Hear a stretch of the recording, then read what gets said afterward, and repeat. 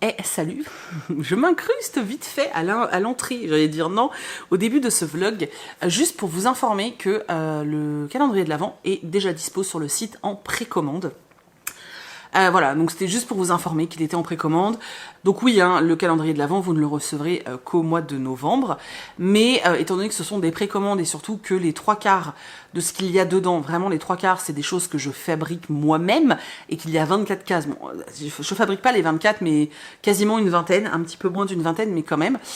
Du coup, ça fait énormément de travail et surtout beaucoup de matériel à acheter. Et je peux pas, en fait, voilà, je peux pas anticiper à l'avance. Donc je suis obligée de pratiquer des précommandes. Donc les précommandes, je vais les laisser ouvertes. Alors normalement, je pense entre 10 et 15 jours. Sauf si, dès le départ, sauf si on atteint le chiffre que moi je me suis fixé en tête, je vous le donne pas, ça n'a aucun intérêt pour vous. C'est pas un très gros chiffre, je préfère vous le dire. Vraiment, c'est pas un très gros parce que je peux pas faire 300 calendriers, c'est impossible. Donc c'est pas un énorme chiffre, mais voilà, si on l'atteint plus rapidement, j'arrête les précos. Donc peut-être n'attendez pas les 10 jours, c'est juste un conseil, pour moi ça change rien, hein. C'est juste pour vous, c'est juste un conseil.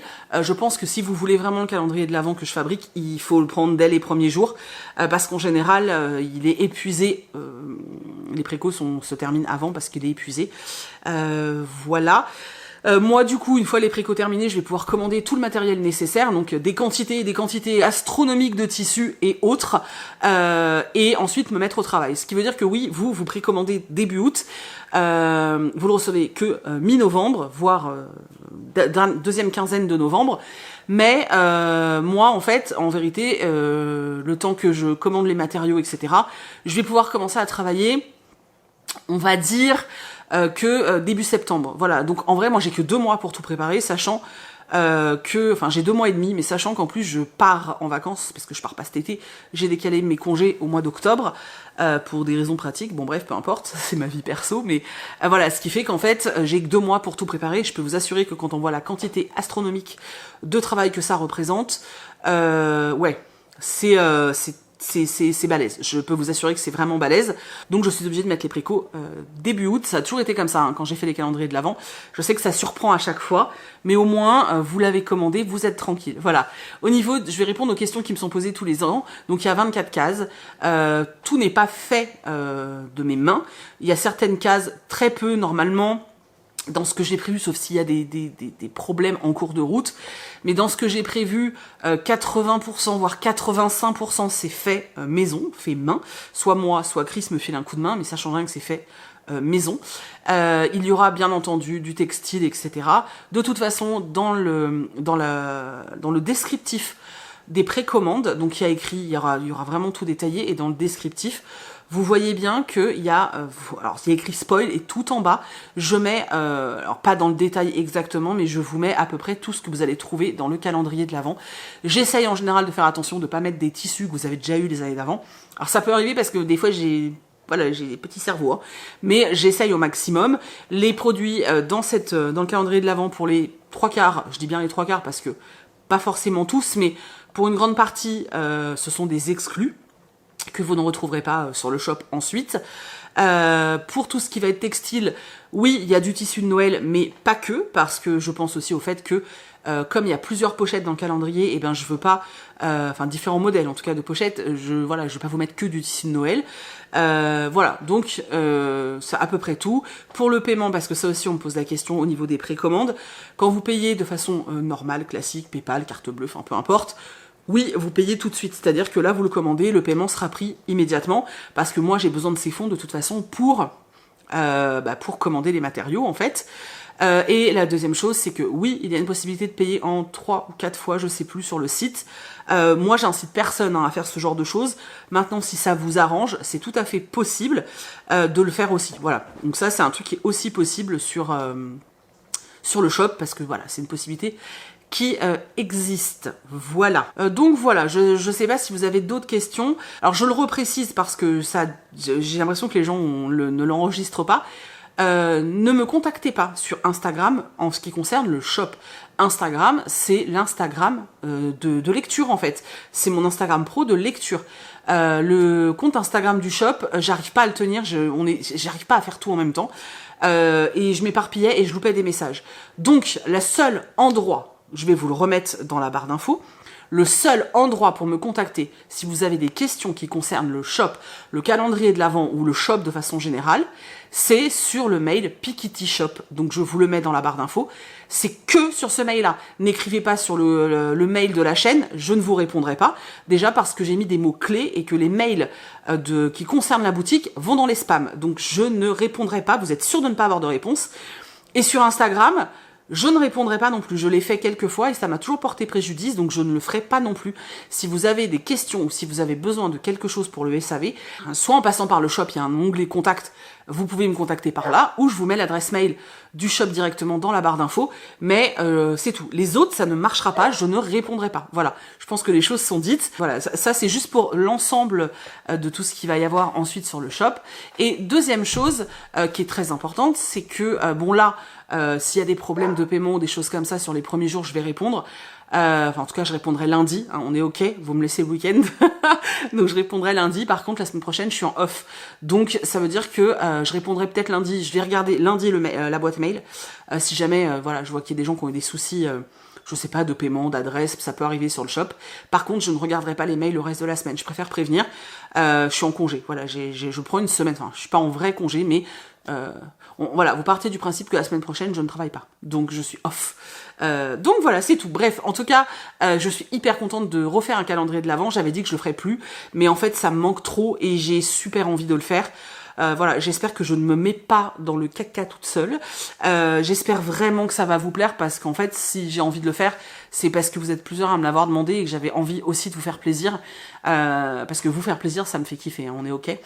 Donc j'espère que ça va vous plaire, j'espère que voilà, que tous ceux qui auront envie réussiront à en avoir un. Et pour répondre à la question, parce que je vais la voir, oui, il y aura une collection de pochettes à livres, mais elle arrivera début septembre. Je suis en train de faire les pochettes actuellement, donc vous les aurez début septembre. Ce sera un peu la collection automne-rentrée en fait, et ensuite voilà. C'est tout.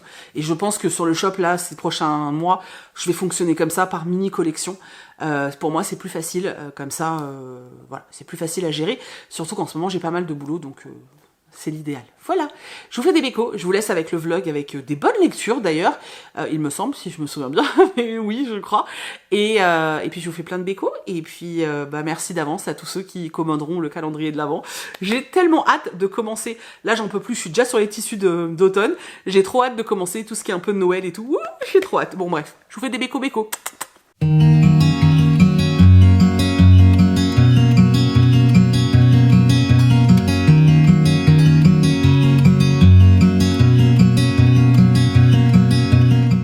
Salut tout le monde, bienvenue dans cette nouvelle vidéo qui est un vlog lecture.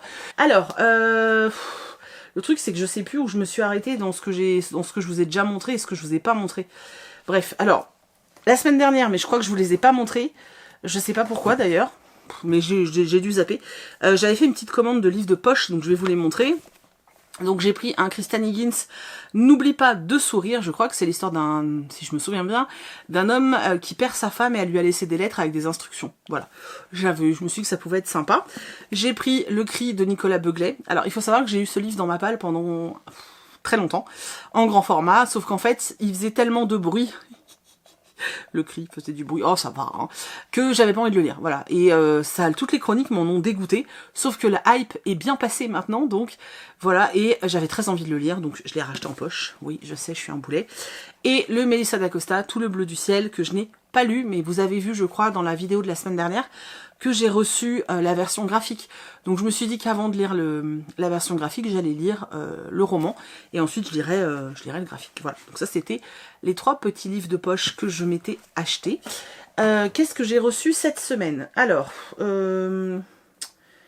déjà, je sais plus. Bon, on va faire comme ça vient. J'ai reçu ce roman et je suis beaucoup trop heureuse. Donc, Un thé à Téhéran de Marja Kamali. J'avais adoré La librairie de Téhéran de la même autrice. Et quand j'ai vu qu'un nouveau roman paraissait chez nous, je suis beaucoup trop contente. Ça va parler d'Iran et je crois même qu'on va aller en Iran. Donc j'ai beaucoup trop hâte de découvrir ce texte parce que vraiment, j'avais eu un très beau coup de cœur pour le précédent et j'aime beaucoup la plume de l'autrice. En tout cas, la traduction qui en est faite est plutôt chouette. J'ai reçu, alors ça, pépite, j'ai trop hâte, c'est le nouveau roman de Ludovic Manchette et Christian Nimiec, donc À l'ombre de Winnicott, aux éditions du Cherche Midi. Il n'est pas encore sorti, il sort le 29 août, le 29 août. J'ai eu un énorme coup de cœur pour Alabama 1963, d'ailleurs c'est ce qui a fait connaître de fou les auteurs. J'avais moins aimé celui d'après, j'avais bien aimé mais moins. Là je suis très intriguée, j'ai pas lu la 4e de couve parce que je veux vraiment... j'ai vraiment envie de rentrer dedans de façon... voilà, sans être polluée, j'ai envie de dire, par un résumé. Mais... je suis trop contente. Donc ça, rentrée littéraire, hein, bien sûr. Ensuite, j'ai reçu, j'ai hâte ça aussi, Le secret des Deveril de Sanda Montefiore. Donc c'est chez Verso Édition. Donc là, c'est le tome 1 Fille d'Irlande. Ça a l'air beaucoup trop chouette. C'est une saga irlandaise, quoi. Donc j'avais trop envie. J'avais trop envie. Et on est en 1900. Voilà. J'espère que ça va être cool. Ensuite, de la part de... Bayard, j'ai reçu celui-ci, donc Before We Kissed de Sarah Everett. Ça me fait très envie. Ouais. J'ai plusieurs SP de chez Bayard un peu en retard. Il faut que j'accélère un peu parce que je les avais gardés parce qu'ils faisaient très été. Et finalement, du coup, j'ai pris du retard. Donc il faut que je rattrape ça. Donc ça, c'était aussi une réception. Ça aussi, c'est une super réception. J'ai reçu l'intégrale de Olive, donc de Véro Cazot et Lucie Mazel. J'avais eu le 1 et le 2 en format normal. J'avais adoré, vraiment, c'était incroyable.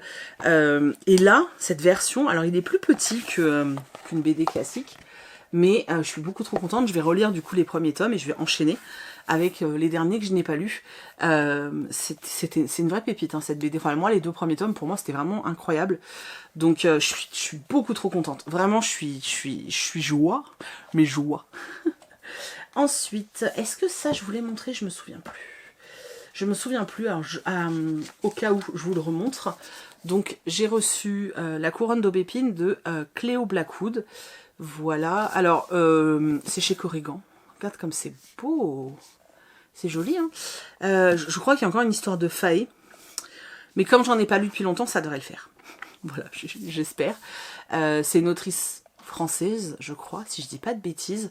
Voilà, donc j'ai très envie de le lire. Voilà, c'est écrit assez gros, et puis c'est pas très long, donc ça devrait le faire. Je sais pas si c'est une saga, par contre, j'ai pas vérifié. Mais ça a l'air plutôt chouette. Du coup, maintenant que c'est terminé, je peux vous le montrer. Donc ça, c'est la pochette que j'ai faite pour la dernière box littéraire. Donc c'est un couvre-livre, en fait. Voilà, et qui s'adapte au nombre de pages, puisque ça se coulisse en fait, voilà. Donc ça c'était la pochette que j'avais faite. Et du coup j'ai également reçu Les larmes d'Asphodèle. Donc alors la lecture commune elle va commencer lundi.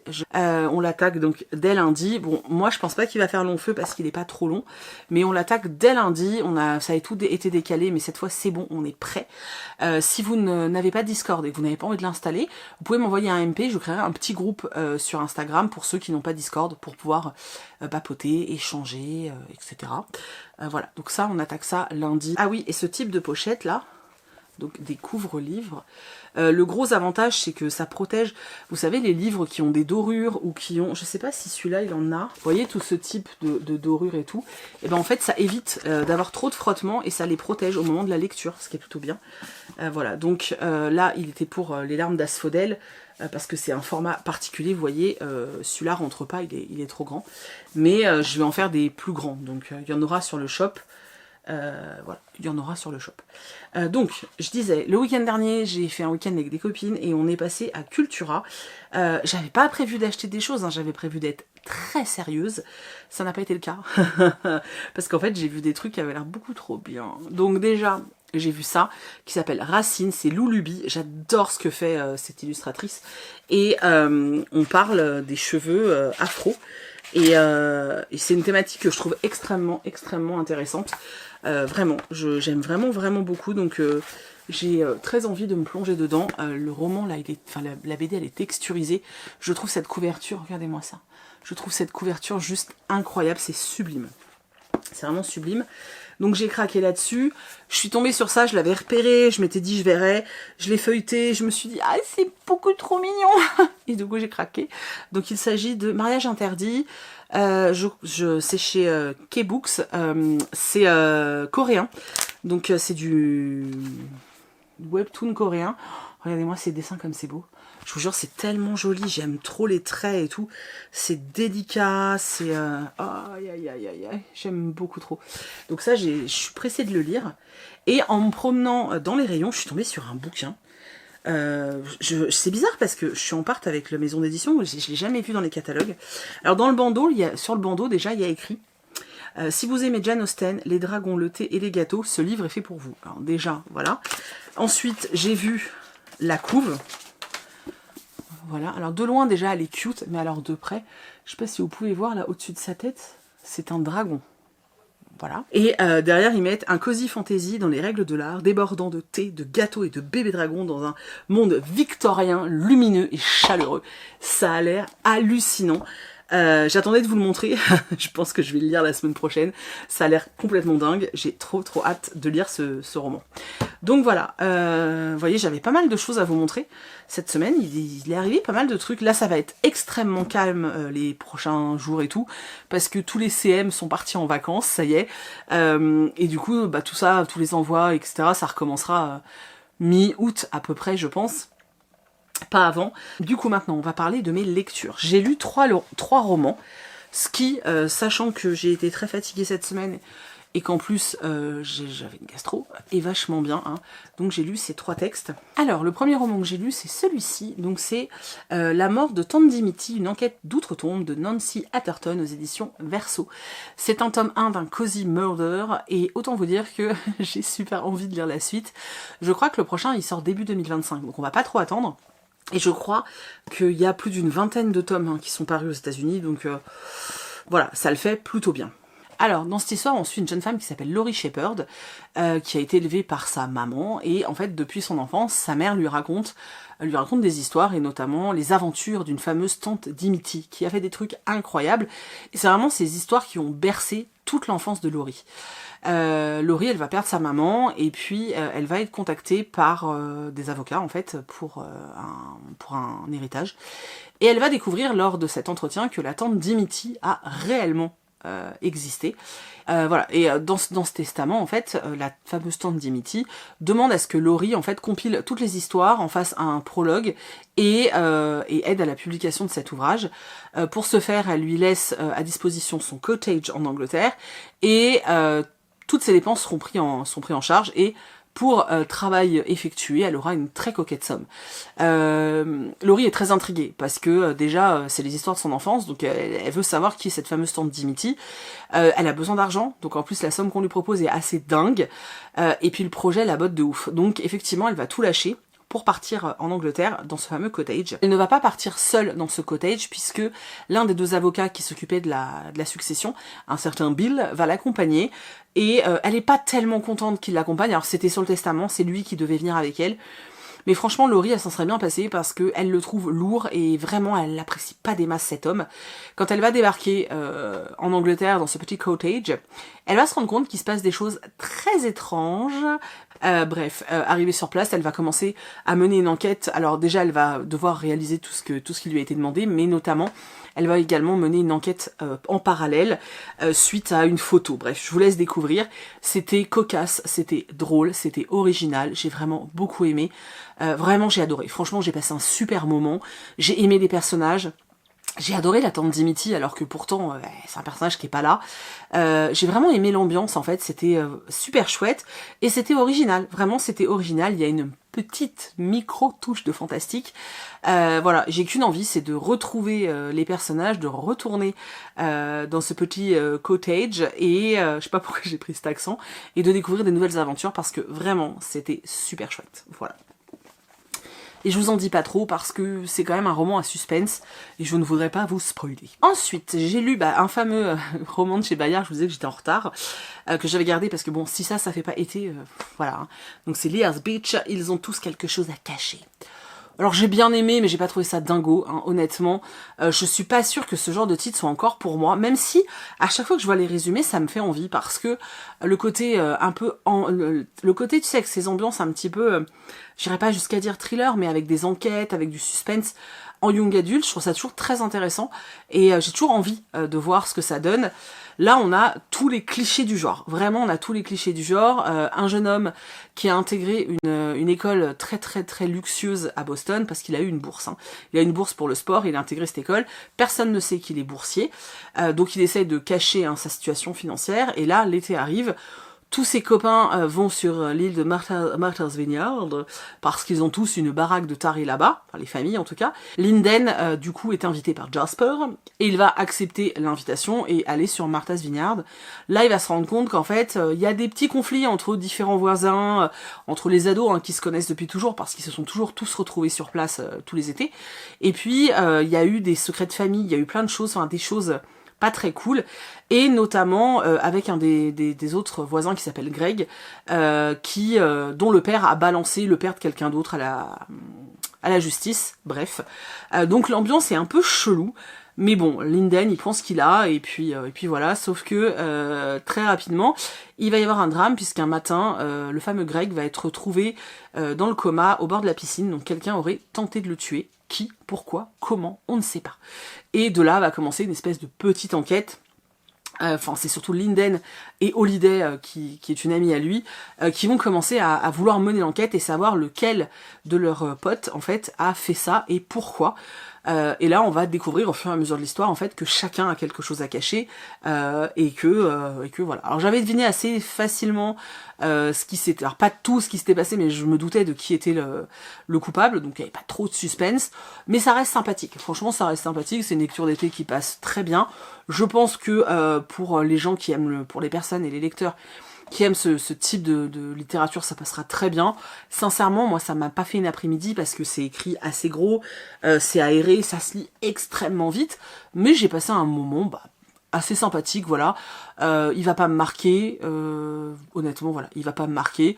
Je le relirai jamais, ni rien, mais c'était sympa, ça faisait un peu comme Nous les menteurs et tout. Voilà, c'est des lectures qui sont assez cool quand même. Et c'est quand même un genre, comme j'aime beaucoup tout ce qui est suspense, etc. J'aime vraiment découvrir tout ce type-là dans d'autres livres. Donc tout ce qui va être romance à suspense, j'aime bien, young adult suspense et tout. J'aime bien, voilà, j'ai envie d'en savoir plus. Et puis finalement, ça fait une entrée aussi dans ce genre-là qui est le suspense et le thriller. Donc voilà, si plein d'ados pouvaient lire Lear's Beach, bah peut-être qu'on aurait plein de lecteurs de thrillers après, ce serait beaucoup trop chouette. Mais voilà, c'était une lecture sympathique. C'était pas dingue, mais c'était sympa, donc on peut au moins lui reconnaître ça. Et le dernier roman que j'ai lu, c'est celui-ci. Il est beau, hein. Amour, saveur framboise de Kate Canterbury chez Roncière. Donc vous savez, ce fameux livre-là qu'on reconnaît très bien, hein, parce que clairement les couleurs, tout ça. Alors, plusieurs m'avaient dit, ouais, tu vas fais gaffe, il y a vachement de cul et tout. Franchement, déjà, faut dépasser la moitié du roman pour avoir sa première scène. C'est la première scène olé olé. En plus, elles sont hyper gênantes, les scènes de fesses. Parce que tellement pas réaliste et tellement à 1 milliard de kilomètres de la personnalité des protagonistes que ça m'a... J'étais devant, j'étais en mode, quoi ? Mais quoi ? Non, mais non. Non, vraiment, c'est des chelous. Donc, il n'y a pas beaucoup de scènes de popotin. Il y en a un peu. Elles sont pas bien écrites. Elles sont pas du tout... Enfin, moi, je les ai trouvées cringe et j'ai pas du tout aimé ces scènes-là. Le roman, alors en fait c'est exactement, et je sais pas si je sais pas si ça existe encore, parce que je regarde très peu la télé, mais je me souviens que quand j'étais plus jeune, ma grand-mère aimait beaucoup regarder en début d'après-midi sur M6 ou TF1, il y avait toujours un téléfilm qui est un peu genre une petite romance, tu sais. Bah ça c'est la même chose, voilà, c'est le téléfilm de 14h que tu trouves sur M6 ou TF1, rien de plus, rien de moins. Voilà. Ou alors la petite romance que tu peux trouver peut-être sur Netflix, voilà. Mais c'était pas ouf et c'était un petit peu trop long à mon goût. Ouais, moi j'aurais enlevé 150 pages facile. Il y a un moment j'étais en mode bon on avance là et je pense qu'il y avait un petit souci de rythme pour moi en tout cas. Parce que bon, j'ai bien aimé les personnages mais j'étais pas non plus à fond avec eux. Donc j'avoue que ouais, il y a peut-être un moment j'avais besoin que ça avance mais Voilà, donc j'ai trouvé ça un peu long, les scènes de fesses pas réalistes, mais dans l'ensemble c'est plutôt mignon, hein. On va pas on va pas critiquer de ouf, ça reste mignon. C'est l'histoire de Shay, qui est instite à Boston, elle est sur le point de se marier, et le jour du mariage, son fiancé l'appelle et lui dit je vais pas venir, donc préviens ta famille, la mienne est déjà prévenue, je leur ai dit hier. C'est genre le mec il aurait pas pu lui dire à elle hier, non. Et donc bref, elle se fait planter le jour de son mariage. Et elle va découvrir, donc grosse déprime, patati patata, et puis là, elle apprend que sa belle-grand-mère, donc la mère de son beau-père, un truc comme ça, chez qui elle a passé beaucoup de temps quand elle était ado, lui a légué sa maison dans le Rhode Island, donc c'est une ferme en fait, et donc elle lui a légué ça. Alors au début, elle est en mode mais qu'est-ce que tu veux que je fasse de cette ferme et tout.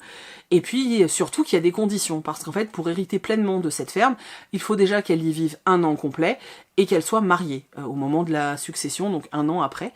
Il faut qu'elle soit mariée si elle veut pouvoir garder cette ferme.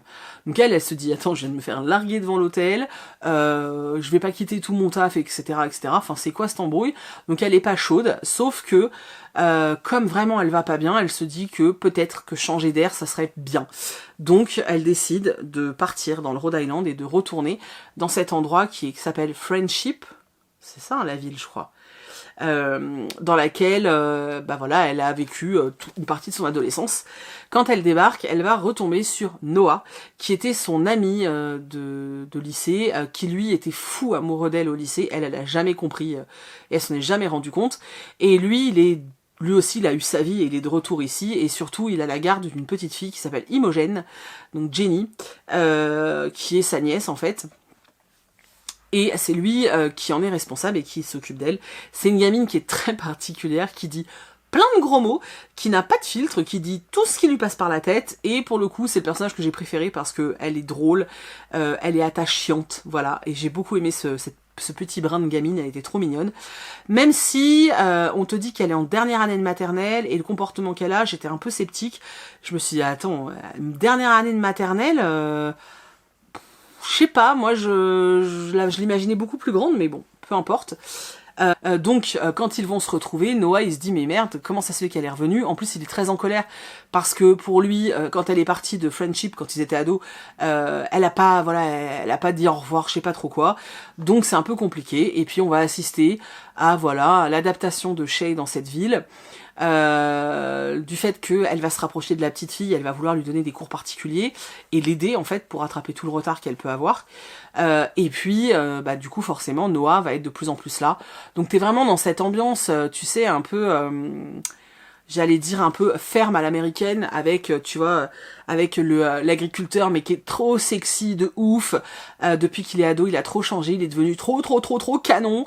Il est trop mignon, il a des animaux, il recueille les vieux chiens qui sont prêts, il recueille les vieux chiens dont personne ne veut, il a une espèce de chenil où il sauve, tu vois, les papis chiens. Il a des biquettes, là-bas ils font du yoga chèvre, je te laisse découvrir le yoga chèvre. Et il s'occupe de sa nièce. C'est vraiment le mec idéal. En plus, il fait du pain, il fait de la confiture et il vend ça sur des marchés fermiers, mais tu sais à l'américaine. Voilà, c'est le mec le plus sexy de la terre, tu vois. Un truc de ouf. À côté de ça, on a Shay qui est ronde. Alors, elle est bien enveloppée, elle est en chair, elle est pas grosse. Hein. Elle est bien en chair, elle fait du 46 en fait. Et lui, il fantasme complètement sur ses formes, il la trouve sublime. Et voilà, on va suivre leur histoire, on va les voir se rapprocher, tomber amoureux, voilà. Mais il y a rien il y a pas de gros obstacles, en fait. Il se passe pas un truc de dingue dans le roman. C'est juste mignon et bienveillant, mais c'est limite un peu trop, tu vois. Voilà. Par contre, il y a un passage et ça, je l'ai pris en photo, tellement ça m'a marqué et je voulais vous en parler. Je sais pas si je vais réussir à le lire sur le téléphone. Il y a un moment, on fait des réflexions à Shay parce que on lui dit qu'en gros, en gros, elle devrait maigrir. Et dans le roman, la réponse c'est celle-ci, et j'ai beaucoup aimé. Donc, vous êtes prêts? Ouvrez les guillemets. Donc, la citation, c'est ça. Le corps, c'est très passager, et c'est la partie la moins intéressante de qui nous sommes. Il nous contient tant que nous sommes sur cette terre, et je ne demanderai rien de plus que ça à mon corps. Je n'ai certainement pas... Attends, sur le téléphone, c'est dur de lire. Hein. Je n'ai certainement pas de temps à perdre à m'inquiéter de la taille ou de la forme du corps de quelqu'un d'autre. Je préfère m'intéresser à son cœur et à son esprit. J'ai beaucoup aimé la réflexion qui avait été faite sur l'aspect, le corps c'est une enveloppe, ça te permet de vivre. Et en gros, on n'est personne pour juger le corps de quelqu'un d'autre. J'ai beaucoup aimé ce petit passage que j'ai trouvé plutôt bien fait. On n'aborde pas vraiment la thématique dans le roman, même si Shay fait une taille 46. On n'aborde pas beaucoup cette thématique. Elle est pas complexée par son corps, elle vit comme ça. Elle se pose pas vraiment de questions et il y a juste Noah, au contraire, il la trouve sublime, voluptueuse et divine. Et j'ai beaucoup aimé le fait que justement on n'en fasse pas un problème et qu'on en fasse une normalité. C'est vraiment le côté que j'ai trouvé cool. Même si c'est pas abordé constamment, c'est quand même dit, même si elle reste dans une taille, alors elle est rondouillarde, mais on reste dans une taille raisonnable, c'est pas un personnage obèse non plus, mais bien rondouillarde, et je trouve ça chouette, enfin en tout cas bien plantureuse, et je trouve ça chouette que de trouver un roman. Et je trouve ça chouette de trouver un roman où c'est normal et où la fois où il y a une réflexion, la défense est faite pas en mode « Oh, t'es pas gentille !» Non, mais plus en mode « Mais en vrai, moi, mon corps, il m'est utile, j'en suis fière. Et moi, ça me viendrait pas à l'esprit de critiquer le corps de quelqu'un d'autre parce que, voilà, quoi. » J'ai bien aimé. Voilà, c'est le côté que j'ai trouvé chouette dans le roman, donc j'avais envie de le signaler parce que c'est pas souvent qu'on a cet aspect-là bien fait. Donc, j'avais envie de le dire. Je sais même pas... Après, peut-être que... Je pense qu'il y a des gens qui vont surkiffer, hein, mais moi, j'ai pas trouvé ça... En fait, c'est distrayant, mais voilà, c'est le genre... J'ai trouvé. C'est le genre de livre que j'aime lire quand je suis l'été sur un transat ou sur la plage. Sauf qu'en l'occurrence, on a beau être en été, je suis pas sur un transat, je suis pas à la plage parce qu'il fait un temps dégueulasse. Et voilà, mais bon, ça restait mignon et sympathique, peut-être un peu trop mignon et sympathique et peut-être trop facile. Il y a très peu de thématiques importantes qui sont abordées. Je trouve ça dommage. Et puis surtout, c'était long, quoi. Il y a vraiment des moments, t'étais en mode, c'est bon, on a compris, arrêtez de vous tourner autour, quoi. C'est bien le slow burn, mais faut pas déconner non plus. En téléfilm, ce serait vachement cool. Voilà. Après, il y avait des aspects, genre notamment sur Eva, qui est la sœur de Noah. Il y a des éléments qui auraient pu être développés, ça aurait été peut-être très intéressant, je pense. Ça aurait pu être vraiment intéressant. Et sur la petite aussi. Voilà. Mais... voilà, c'était sympa, ça se lit bien. J'ai pas de grosses critiques à en faire, si ce n'est ce que je vous ai dit. Ça se lisait bien, voilà, ça se lisait bien. C'était une mignonne petite histoire, voilà. Moi, j'aime bien quand il y a des enfants dans l'histoire, donc c'était cool. Je pense que c'est ce qui a donné un peu de sel à l'histoire, parce que sinon, ça aurait été un peu tristounet quand même. Enfin, un peu fade. Voilà, donc la petite Imogen, elle est pétillante et drôle. Et il y a un autre élément qui m'a un peu perturbée. Alors, la petite dit beaucoup de gros mots, donc ça, c'est une chose. Par contre, dans la narration, où ouais, il y a eu pas mal de fois le mot putain, et j'avoue que ça m'a fait bizarre. Je sais pas si c'est considéré comme de l'écriture moderne, mais ça m'a fait bizarre. Voilà, c'était le petit élément. Ça m'a pas choqué non plus, hein, mais j'ai trouvé ça m'a interpellé. Voilà. Donc voilà. D'ailleurs, dites-moi, est-ce que vous, quand vous avez de la vulgarité comme ça je parle vraiment dans la narration, hein. Même si ça... Et encore, non, ça correspondait pas tellement à la voix du narrateur, parce que, je sais pas, c'est assez... je trouve ça bizarre, mais bon, bref. Dites-moi, vous, comment vous le vivez quand vous lisez ce genre de truc, parce que ça m'intrigue quand même, voilà. Hey, recoucou, alors je vous reprends pour la suite de ce vlog. Finalement, je l'ai pas posté le week-end dernier, donc je les continue maintenant, voilà. Je voulais vous montrer quand même, j'ai eu 2 réceptions depuis la dernière fois. Mais qu'est-ce que tu fais ? Weasley, elle est vautrée par terre, on dirait qu'elle essaie de nager sur le parquet, c'est n'importe quoi. Donc, j'ai reçu 2 choses depuis qu'on s'est quitté. Donc, j'ai reçu celui-ci, elles ne furent plus que... Et ils ne furent plus que 9. Donc, c'est le tome 4. J'ai pas lu le 3, il faudrait peut-être que je me magne, mais voilà, c'est une saga que j'aime bien. Donc, pourquoi pas, j'aime bien ce petit format, là, il est trop mignon. Et puis, j'ai reçu Le Pays Blanc de Marjorie Tixier, mais alors, ça me dit rien du tout. Peut-être j'ai dit oui, hein, je me souviens plus. 2 sœurs, 2 cœurs, une seule âme. On est entre 1926 et 2022, voilà. Écoutez, pourquoi pas, c'est chez Fleuve, pourquoi pas, voilà, donc ça ce sont les 2 réceptions, je vous ai dit, c'est une période qui est assez calme, hein. Et puis niveau lecture, alors j'ai pas pour l'instant grand chose à vous montrer parce qu'en fait, j'ai eu une phase là pendant quelques jours, 4 jours à peu près, où j'avais pas le temps, en fait je trouvais pas le temps de lire. Et du coup, je traînais beaucoup sur mes livres. Déjà, j'ai passé le week-end sans ouvrir un seul bouquin. Putain, mes cheveux ne tiennent pas, ça m'agace. Bon, On va essayer de supporter la grosse tignasse pendant la vidéo, parce que sinon je vais pas arrêter de les rattacher, ça va être chiant. Bon bref. Je disais donc que j'ai passé 5 jours sur un roman et ça m'a un peu plombé tout. Donc ce roman c'est celui-là, L'Empathie d'Antoine Renan, donc aux éditions Pocket. Ce roman m'a été chaudement recommandé de nombreuses fois quand je cherchais des thrillers un peu bien gore, bien angoissants, etc. Je sais pas si vous vous souvenez, j'avais lu un autre titre de l'auteur, S'adapter ou mourir, je crois. Oui, bon, c'est ça, il est là. Voilà. Que j'avais moyennement aimé, mais tout le monde m'a dit t'inquiète, l'empathie, tu vas voir, il est dingue et tout. Et alors, mais quelle déception. Oh mon dieu, mais quelle déception c'était. Déjà je me suis embêtée, mais vraiment je me suis fait suer pour être polie sur toute la première partie du roman. Et la deuxième, il y a eu un moment, vraiment, il y a eu 60 pages où j'étais à fond et où je me suis dit, ouais, ça y est. Et puis en fait ça a fait, ouais. C'était juste ça. Et voilà. Et puis alors, on en parle de cette fin. C'est quoi cette fin totalement what the fuck? Vraiment non. Moi j'ai pas aimé et je pense que je vais arrêter. En fait, je crois que la façon d'écrire de l'auteur ne me convient pas du tout. J'accroche pas. Donc je vais arrêter. Je pense que je vais arrêter. Je sais pas si j'en ai d'autres. Si j'en ai d'autres, je les lirai parce qu'ils sont là. Mais perso, j'en rachèterai pas et celui-là, j'ai pas trop aimé. Dans ce roman, en fait, on suit un homme qui s'appelle Anthony Roche, qui est un policier et qui a un physique assez particulier. Donc tout le monde l'appelle la poire parce que pour un homme, il a les hanches un petit peu volumineuses, le popotin très rebondi, bref. On sait qu'il y a une raison à tout ça, on sait pas laquelle. C'est un peu un des suspens du roman. Et lui, il fait équipe avec, je ne me souviens jamais de la femme. Et lui, il fait équipe avec Marion Mesny, qui est aussi flic. Et voilà, tous les deux, ils travaillent à la brigade qui gère tout ce qui est viol. Et tous les deux, ils ont une histoire particulière. Et d'ailleurs, j'ai trouvé ça. En fait, j'ai trouvé que c'était de la surenchère parce que déjà que la thématique, ils travaillent dans une brigade qui s'occupe des viols. Donc on sait très bien que les gens qui vont venir les voir, déjà ils ont subi des choses horribles. Et en plus, on a des moments où on a l'histoire de chaque personnage et là tu découvres que chacun a vécu un truc horrible. Alors soit tu n'arrives peut-être pas dans ce genre de brigade sans raison, mais c'était un peu tout. Pour moi c'était un peu too much. Mais bon, peu importe. Donc tous les deux mènent donc des enquêtes, ils mènent des enquêtes, ils attrapent des violeurs quoi.